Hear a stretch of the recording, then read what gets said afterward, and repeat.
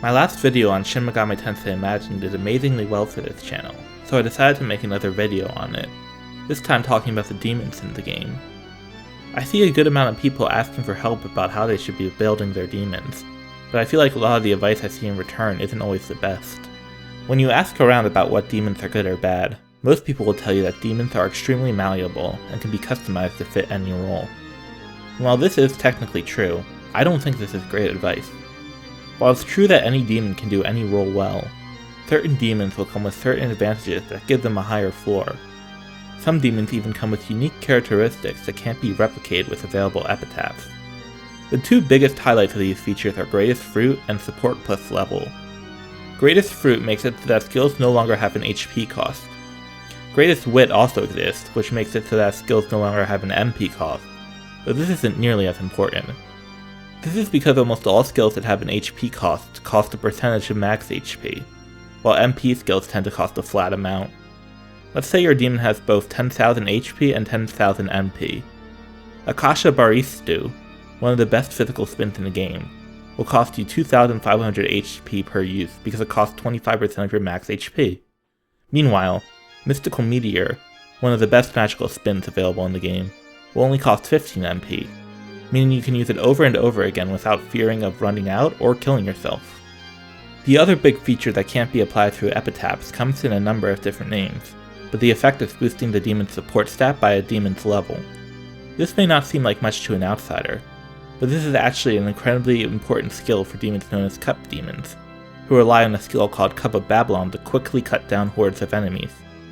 This is an almighty skill that doesn't do much knockback, but it has a low damage modifier and scales with the support stat, making it rather hard to do heavy damage with compared to a traditional attack. A 90-something boost to support can really help Cup Demons do their job, and in the new Moon server there are only 3 demons who have access to this perk. With that out of the way, I'm going to go into some of the more important roles a demon can fill, as well as some good candidates for demons to pick for these roles for each alignment. I'm also going to try to talk about easier to get demons when I can. For example, Masakado is arguably the best spin demon in the game, thanks to its absolutely loaded new Emperor feature. But while getting his plugin isn't hard at all, actually getting to fuse the components can be quite a challenge, so I'm not going to talk about him. The first type of demon DU should invest in is a spin demon. Spins are AoE attacks with high damage values, so these demons can easily clear dungeons. This will be a good way to get your foot in the DU door, and thanks to the high amount of damage spins can do, spin demons also make for decent boss fighters early on. For law-aligned spin demons, the clear best choice is Seraph. Seraph is a contender for the best bang for your buck demon in the entire game. She's not hard to get, as her PG is available as a drop when fighting her in the Cathedral, and 2 of her 3 fusion components can be purchased from home too. Despite having a higher spell stat than close range, Seraph is a physical demon through and through, and she comes with just about everything you could possibly want on a physical spinner. She nullifies all forms of physical damage, so you won't have to worry about killing yourself on a repel. She gets both Greatest Fruit for free physical spins and Who is Like God for a general physical damage boost. And she gets a nice fire damage boost, which you'll be doing a lot with Burnstorm. The only downsides to Seraph are a weakness to ice and a vulnerability to stone and death-based instant kills.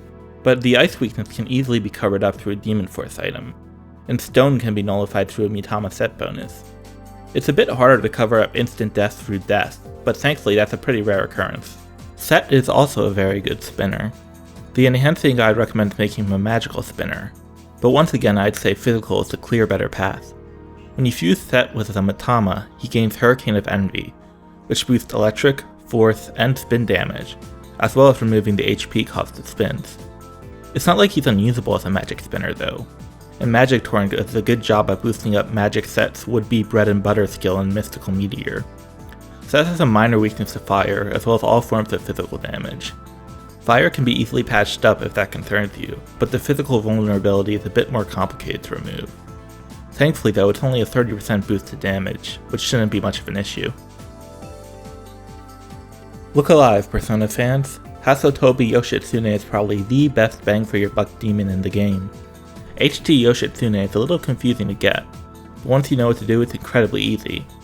You need to collect 3 swords from Mount Kurama and trade them in for his plugins, and then you need to collect enough string from the same place to get Ishana Yoshitsune. From there you just fuse him with Tengu demons until you get Hasotobe Yoshitsune. True to his name, Hasotobe Yoshitsune learns Hasotobe at level 90. This is an incredible powerful skill that allows him to put in good work even before a single rebirth. And once you do start getting him online, he becomes a true fiend. HT Yoshitsune's Mitama feature is a 50% reduction to HP cost and a 50% damage boost to Hasotobe. The only downside to HT Yoshitsune is that he has a charge and blunt weakness, but even then he also has a 50% chance to repel those types of damages.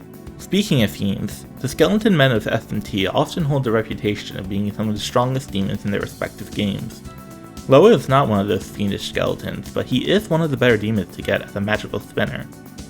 Loa is an incredibly simple demon to get, being a generic double fusion. He also comes with 4 damage boosting passives: Fire Boost, Force Boost, Magic Torrent, and Mind Boost. The Mind Boost is a bit niche, and while it does get 30% ailment application up on Mitama fusion, that doesn't really make it much better. Regardless, all he really needs is Mystical Meteor, Prominence, and Tornado, and you're pretty much set. The only real downside with Loa is a vulnerability to mind damage and thus mind ailments, but you can work around that through Demon Force or a Mitama set bonus. In a number of SMT games, Chaos Demons tend to have the reputation of being a cut above the neutral and wall demons. Is that the case in Imagine? Well, let's see. Lachesis is the first demon that usually comes to mind for a Chaos Spinner. Lachesis can be a bit of a pain to get because you'll need to find the Red String of Fate from Nakano Silver, and that can be a pretty long dungeon, but the payoff is worth it. Lachesis comes with Greatest Wit for 0 MP cost and Magic Torrent for the amazing Mystical Meteor. She doesn't have any relevant damage boosters besides that, so you can really do whatever you want with her. Really, Chaos in particular has a ton of really great choices for spin demons. Some noteworthy candidates include Shiva with his 50% close range damage boost and 0 HP and MP cost, Lucifuge, who has Greatest Wit and a hefty boost to Maka and Magnetite drops, and both versions of Lord Beelzebub, although Proud Lord Beelzebub's unique Deathflies can be a pain to get. Do keep in mind though that every single demon I've listed isn't exactly very easy to get. Shiva's boss fight is and has been buggy since the game was officially online, and fusing him is just out of the question entirely. Lucifuge takes either a ton of grinding against his boss fight to get a PG, or a fairly complicated fusion, and both forms of Beelzebub are some of the rarest drops in the game from the Ball boss fight, which otherwise has no notable rewards. The second major type of demon in this game is a Rapid Demon. Whereas spinners are meant to clear swaths of demons, rapid demons are built to take down bosses. For the early game of a DU, this isn't too important, as spins can put out so much damage that the bosses can go down either way, but at the end game, the extremely quick damage output of rapid skills, especially Myriad Arrows, makes rapid demons invaluable. Unfortunately though, there's not much variety for rapid demon highlights. Don't get me wrong, you can make just about any demon a decent rapid demon, but there are very few demons who are clearly designed to be rapid demons. Horus is the main rapid demon for the Law faction, but even then he's more often used as a magical demon thanks to his other unique feature. Horus gets 2 unique features, one that provides a 50% boost to rapid and force damage, and another that provides a 50% boost to spell and shot damage. While on the new Moon server there is a spell-based rapid skill, allowing you to triple dip on bonuses, most people I see build their Horus as an almighty shot skill demon, even on the new Moon server. Still, we got slim pickings when it comes to perfect rapid candidates, and this is one of the better ones. There are 2 other interesting Law demon options for a rapid build, but I'm not sure if I should really count them. Ose and Fleros both get Halal forms that aren't too crazy difficult to get, either from fusion or a lucky PG drop, but all they have going for them is a 30% rapid boost on their Mitama feature, and a very, very slightly better version of the shot skill Eclipse.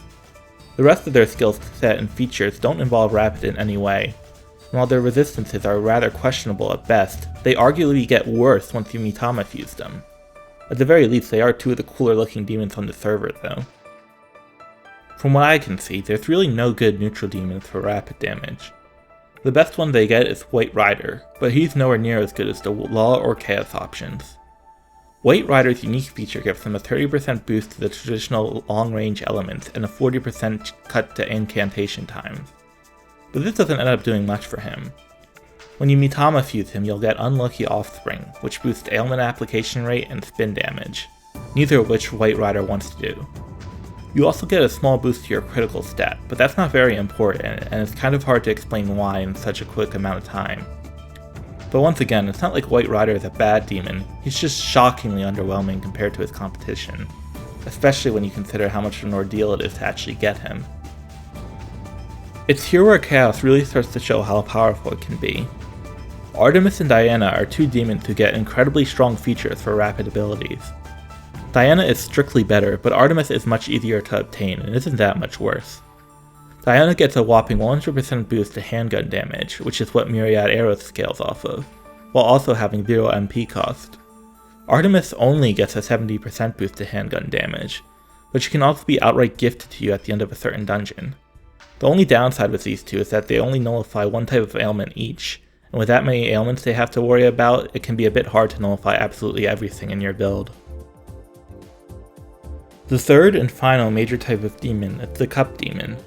Cup Demons are called such because their MO is to spam a skill called Cup of Babylon. Cup of Babylon is an almighty skill with a massive AoE that doesn't do knockback and it inflicts a few debilitating ailments on the side. The downsides of this skill is that it has a low damage modifier, and it scales with a support stat, making it difficult to boost the power of. I've previously been grouping demons together into categories of Law, Chaos, and Neutral, but for Cup Demons there's really only two categories, being those that get support plus level and those that do not. On the New Moon server, there are 3 such demons, one for each alignment. Samael is the Law demon who gets support plus level.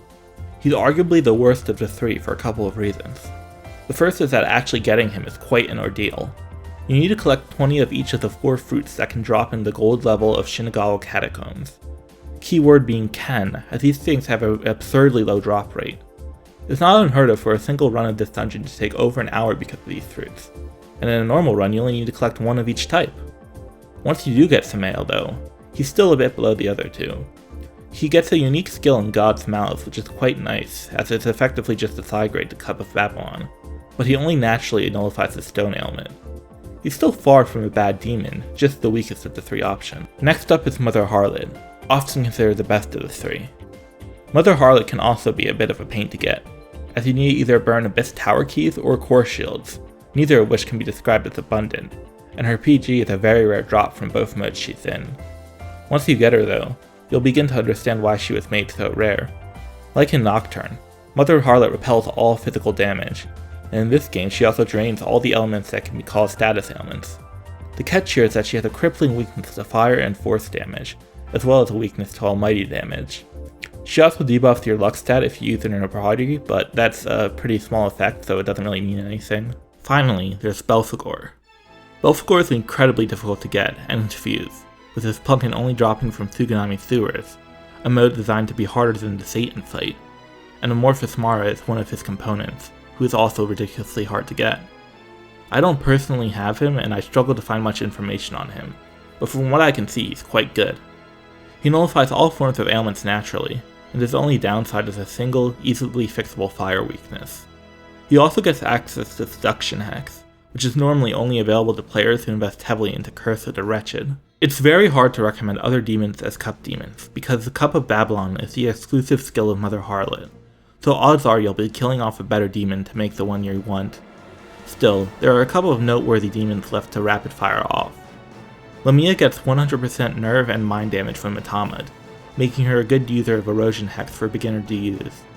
Erosion Hex is similar to Cup, although it applies a bit more status ailments, but it's nerve affinity, which is usually worse than doing almighty damage. Another good beginner Cup or Erosion Hex demon is Vivian, who gets support plus half level. This means that she'll never be as good as Mother Harlot though, so maybe just ignore her. The final 2 demons I sometimes see recommended as Cup demons are Nanta and Aliat. Ananta has surprisingly high natural support, and he comes with Greatest Fruit. This can open up some interesting combinations like Cup and Apocalypse, but this is of course assuming you can even get Ananta, whose only practical means of obtaining is through secret room gambling. Aliat is much easier to get, while her support stat isn't as good, it's still pretty high. Plus she has amazing resistances, including only taking 60% damage from Almighty, and having a level % chance to nullify magic damage through her Mitama feature. There is one special demon who manages to stand head and shoulders above all other demons in the game. This demon is Isis. Isis only has a 50% ice damage boost for offensive potential, and she has a mystic vulnerability, which means she can be hit by the very obnoxious muddle ailment. But don't let that fool you. Once you fuse her with a Matama, she gains Veil of Truth, a level % chance to absorb almighty damage. This is a real game changer, and it makes Isis one of the best demons for just about any role you can think of. In particular, Isis is the prime choice for many people for the roles of Rapid and a role I have yet to talk about, Spreads. Spreads are spell-based AoE attacks you can learn from trading in branches from the Lucifuge fight. Normally they're just kind of whatever, but they cannot be disabled in Dark Coliseum, arguably the hardest mode in the game, which also has some of the best loot in the game. The final round of Dark Coliseum also features various enemies who can throw out devastating almighty attacks, so being able to drain those is invaluable. As a conclusion, don't let this video dissuade you from building your favorite demons. While some demons are strictly better than others, building demons takes a very long time, and if you just meta-slave the best possible demons, odds are you're going to burn yourself out. Aside from cup demons, any demon really can excel at any role. Even demons without a way to reduce HP cost can still survive battle if you slap on Mediaranhan or Vamp Cyclone. This is just meant to be an idea of what to start out with if you really have no idea what to do. Thank you for making it all the way through this video. I'm pretty sure last time I said the next video would be on Xenoblade X, but I really burned myself out in that game by playing it non-stop since release. It might be next since I do have the script all done, but there's another video game I've been looking at that I might make a video on next whose script is also done, but I've just been too lazy to film.